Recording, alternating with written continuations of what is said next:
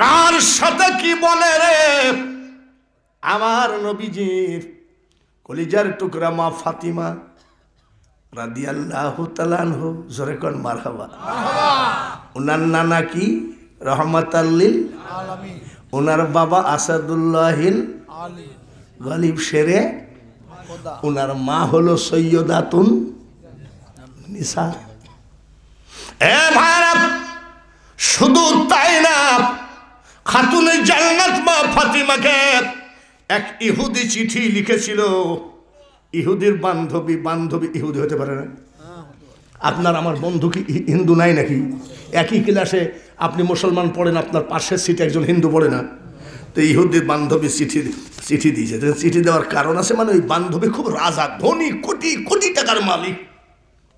এখন ওই কোটি কোটি টাকার মালিক ঠিকই, ওর বাপ বিয়ে দিবে তো বলছে তোমার কি কোনো দাবি আছে? বলে আমার কোনো দাবি নাই। মেয়েকে জিজ্ঞেস করছে, বলে আমার একটাই দাবি, আমার একটা বান্ধবীকে দাওয়াত দেওয়া লাগবে, না হলে অসুবিধা। কি ধরনের?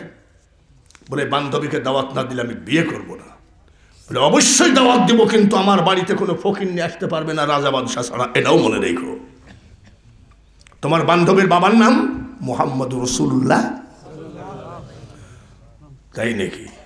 তোমার বান্ধবীর দাদার নাম আব্দুল্লাহ, এ তো ফকিরনি বংশ। তোমার বান্ধবীর অবস্থা কি? বলে যে চাদরটা গায়ে দেয়, চাদরটা আমি কয়েক জায়গায় দেখছি সেলাই দেওয়া। বলছে আমার মেয়ের বিয়েতে রাজা বাদশাহ জমিদার ছাড়া কোনো ফকির নিয়ে আসতে পারবে না। 3 দিন কেন্দ্রে ছিল। মা জিজ্ঞাসা করে তুই কাঁদছিস কেন? কোনো ছেলের সাথে সম্পর্ক থাকলে বল, তোর বাপকে বলবো। ইহুদি বান্ধবী বলছে মা বাবাকে বইল অযথা টাকা পয়সা যেন খরচ না করে আমি বিয়ে করব না। কেন বিয়ে করব না? বলে আমার বান্ধবী ফাতেমাকে দাওয়াত না দিলে আমি বিয়ে করব না। মা যায় স্বামীকে বলছে, স্বামী গো অযথা খরচ করবেন না, ওর বান্ধবী ফাতেমাকে বিয়ের দাওয়াত না দিলে বিয়ে করবে না। বলে তোমার মেয়েকে ডাক দাও। এই কি? বলে হ্যাঁ, আমার একটাই কথা, আমার বান্ধবীকে দাওয়াত দিতে হবে। বলে ঠিক আছে, যা যা, আমি দাওয়াত দিব, কিন্তু একটা শর্ত, তোর বান্ধবী ফাতেমার মার বংশে, বাবার বংশে একজন রাজা থাকা লাগবে। তার কারণ আমার এখানে সব রাজা বাদশাহ দাওয়াত দিয়েছি, যাতে বলতে পারি ওই ফকিন্নি রাজার, অমুক রাজার নাতি। জিজ্ঞেস কর যা, যদি মার বংশে বাবার বংশে রাজা থাকে তাহলে দাওয়াত হলো, যা। ঠিক তো? বলে হ্যাঁ ঠিক। চিঠি লিখতেছে গোপনে। হ্যাঁ রে কপাল পোড়া, ইহুদিদের 5-8টা দালাল চিঠি লিখতেছে গোপনে। বান্ধবী আমার সালাম নিও, আশা করি মহান আল্লাহ তাআলার ইচ্ছায় ভালো আছো। আমি তোমার অমুক বান্ধবী, হঠাৎ আমার বাপ বিয়ে ঠিক করে ফেলেছে, আর আমার বাপ এমন একটা পয়সা চাটা, রাজা বাদশাহ ছাড়া আমার বাপ কাউকে বিয়ে দাওয়াত দিবে না। তাহলে 3 দিন ধরে কান্দার পরে রাজি হয়েছে, কিন্তু শর্ত হলো তোমার মার বংশে আর বাবার বংশের ভিতরে কেউ কোনো রাজা আসে নাকি, তাহলে তোমার দাওয়াত এলাও, না হলে এলাও না। এটি তোমার বান্ধবী, তুমি আমাকে তাড়াতাড়ি বলো। চিঠিটা নিয়ে যায় আর আব্বাক দিয়েছে। সুবহানাল্লাহ। আমাদের মেয়েরা কি চিঠি আমাদেরকে দেয় নাকি? পাগল নাকি? যদি মেয়েদের চিঠি পড়ি তাহলে ওর মার কাছে যায় বলবে আব্বা আন্তর্জাতিক বক্তা ঠিকই, কিন্তু চোখ ভালো না। কেন মেয়ের চিঠি বাপ পড়ছে অসুবিধা কি? কিন্তু মা ফাতিমা যে ওনার বাবাকে দিচ্ছে, চিঠির মধ্যে তো কোনো বাজে কথা নাই, আছে না? আর আমাদের ছেলেরা চিঠি, মেয়েদের চিঠির মধ্যে আগেই কর, বলতে পারো তুমি বন্ধু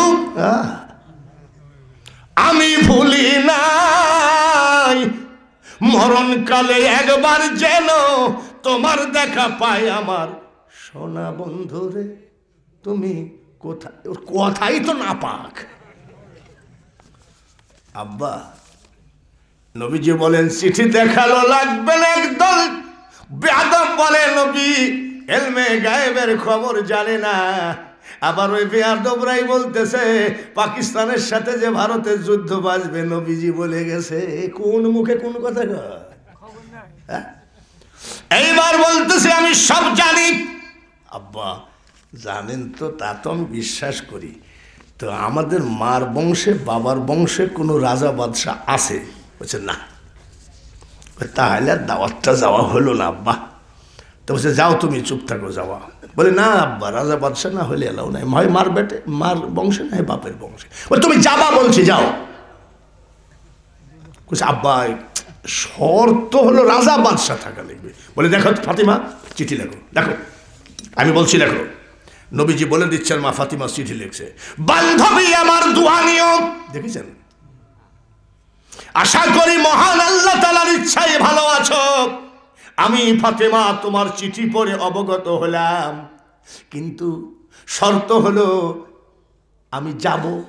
নবীজি বলে দিচ্ছেন, ফাতেমা লিখতেছে, আমি যাব তোমার বিয়ের দাওয়াতে, চিন্তা করো না, কিন্তু তোমার বাবা যে শর্ত দিয়েছে, আমার মার বংশ বাবার বংশের মধ্যে কোনো রাজা বাদশা না। আব্বা ওরা তো খুব বেয়াদব টাইপের লোক, তো এ কথা লেখার দরকার কি, আমার কাছে যেতেই হবে এমন তো কোনো কথা না। মানে আমার বান্ধবীটা কষ্ট পাচ্ছে, এই জন্য আমার গেলাম না। রাজা বাদশাহ না, এটা আবার আরো কেমন হয় না। বলছে না লেখো না। বলছে না আব্বা আমি যাব না। আমি বলছি আমি লেখো, আমি বলছি লেখো তুমি। তোমার বিয়ের দাওয়াতে আসতেছি, কিন্তু তোমার বাবা যে শর্ত দিয়েছে, এই শর্ত মোতাবেক আমার মার বংশে বাবার বংশে কোনো রাজা বাদশাহ নাই। অতএব কি বলে, তবে রে বান্ধবী, যে আল্লাহ রাজা বানায় বাদশাহ বানায়, সেই আল্লাহ তাআলা আমার বাবার সাথে দোস্ত পাতিয়েছে।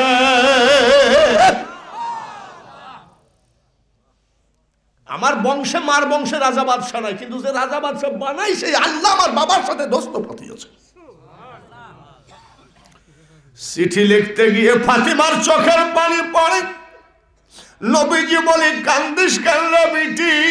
বলে আব্বা তুমি মাফ করে দিও, তোমার কাছে কিসের রাজা বাদশাহ? কবি নজরুল বলে, আসিলে তুমি বাদশাহ হয়ে রহমাতাল লিল আলামিন, দুনিয়া তোমার নামেরই ডঙ্কা, মদিনাওয়ালা তোমারই নাম। সবাই বলি ইয়া মুহাম্মদ, জগত জ্বালা কমলিওয়ালা তোমারই নাম।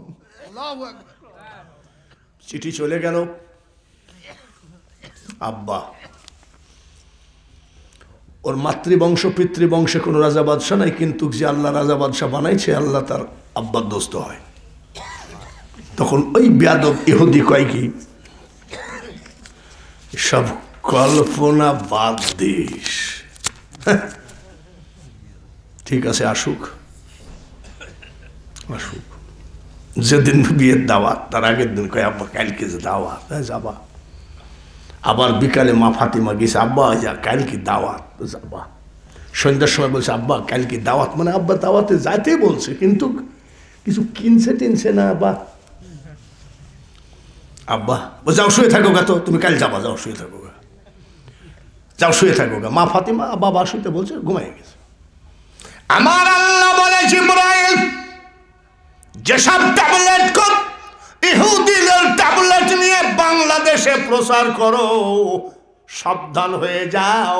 কয়েকদিন আগে একটা জেলে গেছে, এই জেলখোর বলতেছিল মাজার গুলো ভেঙ্গে দাও, গুড়িয়ে দাও। 10 দিন না যেতে তোর মাজার আর গুড়িয়ে আসছে। ধরে বলেন ঠিক কিনা? তারপরে বাংলার মাটি হলো অলি আল্লাহদের মাটি, শাহজালালের মাটি। ধরে বলেন ঠিক কিনা? কিছুদিন আগে এক দালাল বলছে আমি যদি ক্ষমতায় আসতে পারি শাহজালালের মাজার লাথি মেরে ভেঙে দিব। 1.5 বছর না যেতেই পছন্দ ধরেছে, গ্যাংগ্রিন। সিঙ্গাপুরে যায় পা কাটা হলো, 2 বার পা কাটার পরে ইন্নালিল্লাহ। কথা বুঝছো? খবরদার, আমি কি আওয়ামী লীগের বিরুদ্ধে বলছি, বিএনপির বিরুদ্ধে, কোন রাজনীতির বিরুদ্ধে? আমার নবীকে যে মানে না তার সাথে আমার কোনো খাতির নাই। তোমরা ফরিদ বাঙ্গাসীর লোক যদি বলো আমরাও নবীকে মানি না, আল্লাহর ওয়াস্তে তোরা যা ইচ্ছা তাই কর, আমাকে ডাকিস নে বাবা। ভাইরা আমার, আল্লাহ তাআলা বলে জিবরাইল রে জান্নাতের মধ্যে যাও, চুরি নাকের কানের একটা নারীর যা গহনা লাগে ওই গহনা দিয়ে একটা ব্যাগ বানাও, জান্নাতের গহনা। সুবহানাল্লাহ, আসতে বলেন না। আর জুতা স্যান্ডেল জামা বুরখা দিয়ে একটা প্যাকেট বানাও, এই দুইখানা প্যাকেট আমার হাবিবের কাছে দিয়ে আইসো। হাবিবকে বলো, হাবিব গো এই জান্নাতের দুইটা প্যাকেট আমার আল্লাহ তাআলা আপনার বিটি ফাতিমাকে বকশিশ দিয়েছে। জিবরাইল আসলেন, ইয়া রাসূলুল্লাহ, নবী গো এই দুইটা ব্যাগ আপনার ফাতিমাকে আল্লাহ দিয়েছেন। কার সাথে কি করো? মা ফাতিমার দরজায় যায় নবীজি সালাম দিচ্ছে, আসসালামু আলাইকুম ইয়া আহলাল বাইত। মা ফাতিমা দৌড়ে এসে বলছে, আব্বা কি ব্যাপার? বলে মা ব্যাগ দুটো রাখো। বাবা বলছে রেখে দিতে, রেখে দিলেন। এইবার মা ফাতিমা সকালবেলা গিয়ে বলছে, আব্বা আজ যে বিয়ের দাওয়াতে যাব, বলে যাও, ব্যাগ দুইটা কি খুলো নাই? কইছে, আব্বা আপনি তো খুলতেই বলেন নাই, আপনি বলছেন রেখে দিতে, তাই রেখে দিয়েছি। আবার জান্নাতের সর্দারিনী তো এমনি হয়নি। আর আমাদের মেয়েদেরকে যদি বলা হয় রেখে দাও, আস্তে করে মাল খুইলে কিছু বাইর টাইর করে পকেটে থুয়ে সুপারগুলো আঠা দিয়ে যদি কয় হাতটা খুলো টোলো না, তো বলে কে বলে না ভাই একবার। বলছে আমি তো খুলি নাই, আপনি তো খুলতে বলেন নাই, বলে খুলো না। বাড়ি যায় দুটো ব্যাগ খুলে দেখেন জান্নাতের আতরের ঘ্রাণে ঘরময় হয়ে যায়। কারণ নতুন কাপড়ের একটা গন্ধ আছে কি নাই? আছে না ভাই? নতুন টাকার একটা গন্ধ আছে কি নাই? নতুন কাগজের একটা গন্ধ আছে কি নাই? আমি বাঙালি হুজুর 15 দিন একভাবে জুব্বা গায়ে দিলাম, আমার যত ঘাম ওই জায়গায় জমা হয়ে আল্লাহর সাথে রেখে দিয়েছি, তাহলে এই পচা গন্ধ একটা আছে কি নাই? আমার স্ত্রী কয় সুচো মরা গন্ধ বাড়ায়, কিন্তু আমার জামাতে যে 15 দিনের ঘাম আছে যার জন্য ইন্দুর মারা গন্ধ। আর কবি বলতেছে মেশকো সে মারহাবা বেহেতের পসিনা, নবীজির গার ঘাম মেশকো আম্বর থেকে বেহেতের। ব্যাগগুলো খুললেন, খোলার সাথে সাথে জান্নাতি। সঙ্গে সঙ্গে অজু বানালেন, অজু বানিয়ে 2 রাকাত নামাজ আদায় করে মা ফাতিমা যায় নামাজে বসে কাঁদছেন। কি বলে, কি বর্ণিব মহিমা তোমার, আলহামদুলিল্লাহ আলহামদুলিল্লাহ। মাবুদ কিসের রাজা, কিসের বাদশাহ, আখিরি পয়গম্বরের মেয়ে হয়ে আমার জীবন ধন্য। গোসল করে জান্নাতি পোশাক পরে বাবার কাছে গেলেন, বাবা একটু বিদায় দেন। যাও যাও মা, তোমাকে বিদায় দিলাম, যতটুকু টাইম বিয়ের দাওয়াতে লাগে অনুমতি দিলাম, কিন্তু মা গো আমি তোমার বাবা, আখিরি পয়গম্বরের 2টো কথা রাইখো। বলে কি? তোমার চেহারা কেন যেন কোনো যুবকে যেন না দেখে, কোনো পুরুষ যেন না দেখে। 1 2 নম্বর কথা রে মা, যে যুবতী পুরুষের চেহারা দেখেছে, এই যুবতীও যেন তোমার মুখ না দেখে। এর নাম হলো মহিলাদের পর্দা। এত সস্তা। বড় পীর সাহেবের মা গোসল করে কাপড়টা রোদ্রে দিছে। বড় পীর সাহেবের বাপ আবু সালেহ মুসা জঙ্গি এসে কাপড়টা আগুন ধরায় দিলেন। গাউসে পাকের মা জিজ্ঞেস করে, স্বামী গো মাত্র 1 দিন হলো পরা নতুন শাড়িটা পরাইয়া দিলা। গাউসে পাকের বাবা বলছে, স্ত্রী রে এই শাড়ির উপরে অপর পুরুষের চোখ পড়েছে, এই শাড়ি তোমার পরনে দেওয়া হারাম। এই কথা যদি ঢাকাতে ওয়াজ করা যায়, মহিলারা প্যান্ডেল ভাঙ্গিয়েই দেবে। কথা বুঝছেন? পর্দা আসে নাকি? আল্লাহ তাআলা ওই দিক যাব না, জ্ঞানী বুঝে ইশারায় একটু বুঝে নিয়েন। সেই মা ফাতিমা, বলেন মারহাবা। নবীজি খদিজাতুল কুবরা মরার পরে মাঝে মধ্যে আয়েশা সিদ্দিকার সামনে বসে একটু গল্প করতেন খদিজার। খদিজার চোখের কোনা লাল হয়ে যেত। তো বলছে যে আচ্ছা আয়েশার চোখের কোনা লাল হতো, আয়েশা আমি খদিজার গল্প করলে তোমার একটু রাগ লাগে নাকি? বলছে হুজুর একটু লাগতে তো পারেই। কেন?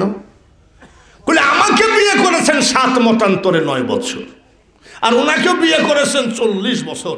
তো খালি ওনার কথাই বলেন, আমরা কি আপনার জন্য কিছুই করতে পারি নাই? সেই দিন নবীজি বলেছেন, আয়েশা খবরদার, তোমরা আমার সুখের দিনের স্ত্রী গো, আর খদিজা ছিল আমার দুঃখের দিনের স্ত্রী।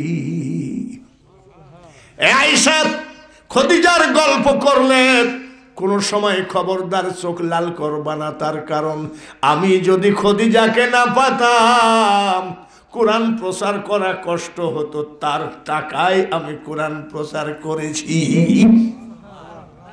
আমি যদি খদিজাতে না পাতাম মা ফাতিমাকে পাতাম না, আর মা ফাতিমাকে যদি না পাতাম আমার হাসান আর হুসাইনকে পাতাম না, আর হাসান হুসাইনকে যদি না পাইতাম রে আয়েশা, আমার উম্মতকে জাহান্নাম থেকে বের করা সম্ভব হতো না।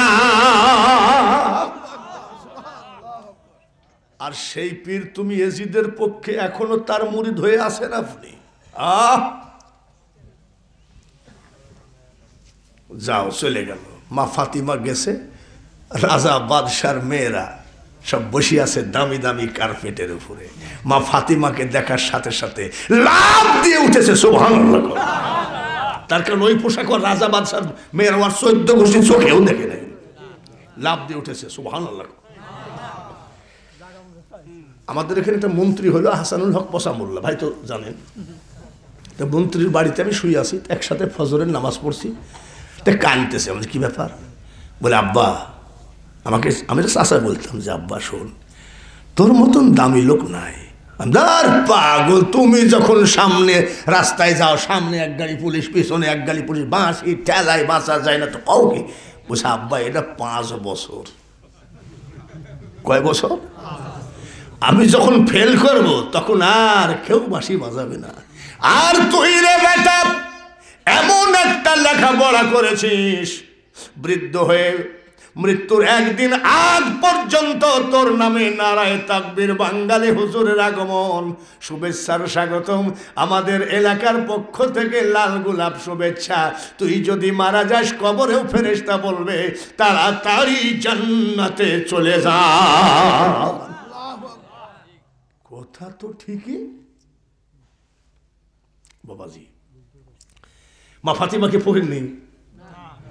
ফকিরনি হলে রাজা বাদশা দাঁড়ায় গেছে কেন? ওই যে মেয়ের বিয়ে, সে দৌড়ে যে ওর বাপকে বলছে আব্বা কয়েকদিন ধরে আপনার সাথে একটাই যুদ্ধ চলতেছে, আপনি বললেন যে রাজা বাদশার আত্মীয় না থাকলে সেজন্য না আসে, আপনি শুধু এক সাইড দিয়ে দেখেন, আপনার 14 গোষ্ঠী এই পোশাক কেউ দেখেছে? বলছে তাই তো মা, এমন পোশাক আমি তো জীবনে চোখে দেখিনি। ওই ইহুদি বান্ধবী হাতখানা জড়ায় ধরে বলেছে আব্বা আব্বা সবার জন্য যে খাবার করেছ গো, আমার বান্ধবী ফাতিমার জন্য একটু আলাদা কিছু করো, ও কোথাও যায় না, ও বড় সম্মানী মানুষ। আর তার ছেলেকে জবাই করলো ইয়াজিদ, তাকে কয় ইয়াজিদ রাদিয়াল্লাহু তাআলা। মা ফাতিমা বসে গেলেন, চেয়ার দিল, সব বাদশার মেয়েরা নিচে বসে। মা ফাতিমা কথা বলছে, রাজা বাদশার মেয়েরা সব চুপচাপ শোনে, কোনো অন্যদিকে খেয়াল নাই। বিয়ের বাড়িতে ওয়াজ চলে নাকি? বিয়ের বাড়িতে ওয়াজ চলে? বরযাত্রীর খিদায় পেট থরথরির কাঁপে, তোমার জান্নাত জাহান্নামের কথা শুনতে আইছি নাকি? বরযাত্রীর খিদির জ্বালায় ও যদি কেউ ওয়াজ করে, সে মৌলবি মায়েরও খাবে, কোনো নড়াচড়া নাই। এমন সময় পার্শ্বের এক বান্ধবী দাঁড়ায় বলছে ফাতিমা আপনার বক্তব্য বন্ধ করেন। ফাতিমা বলছে ও কথায় কথায় এসে গেছে। আচ্ছা ঠিক আছে, আপনারা বিরক্তি হয়ে গেছেন, এতে কোনো সন্দেহ নেই। সকল রাজা বাদশার মেয়েরা ডাক দিয়ে কয়, ফাতিমা, কিয়ামত পর্যন্ত যদি আমরা সবাই হায়াত পাই, আপনিও যদি হায়াত পান, কিয়ামত পর্যন্ত আপনি এক গিলাস পানিও যদি আমাদের কেউ না দেয়, আপনার কথা শুনতে শুনতে কিয়ামত হয়ে যাবে, অধৈর্য আসবে না। বল তাহলে বন্ধ করতে বলছেন কেন? বলে বন্ধ করতে বলি এই কারণে গো ফাতেমা, আপনার পাশে বসছিলাম, আপনার বোরখার সাথে আমার জামাটা একটু ঠেকছে, আমার সমস্ত বডি আতর, এবং এই আতর জীবনে আমরা পাই নাই, দেখিও নাই। আমার পার্শ্বের বান্ধবী আমার সাথে ঠেকছে, এইভাবে সবাই আমাদের আতরের ঘ্রাণ লোমের গোড়ায় গোড়ায়। তাই আমি বলতে চাচ্ছি ফাতিমা গো, এই কাপড়টা কোন মার্কেট থেকে কিনা? বলে এটা বলতে হয় না। বলে না, বলাই লিখবে। বলে না, বলতে হয় না। বলে বলাই লিখবে। কোন দিকে সেই মার্কেট? কোন দিকে সেই মার্কেট বলেন তো? সে বলতে হয় না। বলেন, দেখেছেন বলতে চাচ্ছেন। আর আমাদের বউরা যদি একটু পাশের বাড়ির থেকে সাজাদপুর থেকে একটা কাপড় নিয়ে এসে দিয়েছে না, শ্রীফলতলা মোড়ে নাকি, এখান থেকে একটা কাপড় কিনে নিয়ে এসে দিয়েছে, বউ যদি বলে পাশের বাড়ি, আপা আপনার শাড়িটা এত সুন্দর, কোন মার্কেট থেকে কিনেছেন? বলে আমার স্বামী কক্সবাজার থেকে। ডাহাসি টারি, জোরে বলেন ঠিক কিনা? ওর স্বামী জীবনে গাবতলির হাটে গেছে কিনা তাই তো ঠিক নেই, আর কয় যে কক্সবাজার। তো সে কোন মার্কেট থেকে কিনা? বলে বান্ধবীরা রে, এই মার্কেটের মালিক একমাত্র আমার আল্লাহ তাআলা, আর এই দোকানের সেলসম্যান যিনি, তার নাম হলো জিবরাইল ফেরেশতা। বলে কোন রাস্তা এটা? বলে রাস্তার নাম হলো ইহদিনাস সিরাতাল মুস্তাকিম। রাস্তার নাম বলতেছে, সবাই পড়েন, ইহদিনাস সিরাতাল মুস্তাকিম। বলে ওই রাস্তায় কেমনে যাওয়া লাগে বলেন? আমার স্বামী কন্ট্রাক্টর, আমার স্বামী উর্দুম্বার ব্যাপারী, আমার স্বামী খেজুর গাছ বেচা কিনা করে, আমার টাকার অভাব নাই, আজকেই যাবে ঝামেলা করব, ওই মার্কেটে যাই তোমাকে এই শাড়ি কিনাই লাগবে, এই কাপড় কিনাই লাগবে। বলেন, বলে বান্ধবীরা রে, ওই মার্কেটে যদি যাওয়া যেতে হয়, ইহদিনাস সিরাতাল মুস্তাকিম রাস্তায় পাবা, রাস্তায় হাঁটতে হাঁটতে একদিন পাবা ওই মার্কেট। ওই মার্কেটে যদি যাইতে হয় ওযু করা লাগে, আর আমার বাবার একটা কলেমা মুখস্থ করা লাগে। বলি ওযু কি জিনিস? বলে তিনবার করে ধুতে হয়। দৌড়ায় গেছে বান্ধবীরা, তিনবার করে ধুলেন। এইবার এসে বলছে আপনার বাবার কোন দোয়া?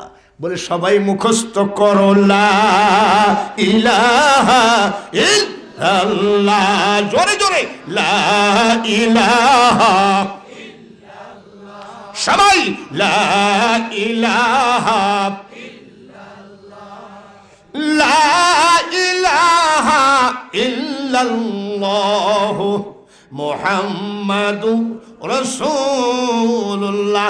সকল বান্ধবী খাতুনে জান্নাতের কাছে কলেমা পড়ে মুসলমান হয়ে গেলে। আমরা সেই মুসলমান মা খাদিজাতুল কুবরার মেয়ে মা ফাতিমা আর তার ছেলে ইমাম হাসান এবং